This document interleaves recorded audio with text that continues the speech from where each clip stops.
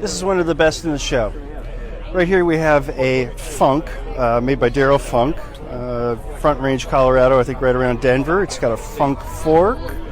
It's got a spectacular red, white, and blue USA paint job on an elevated stay design that was super popular in the late 80s because of chain suck.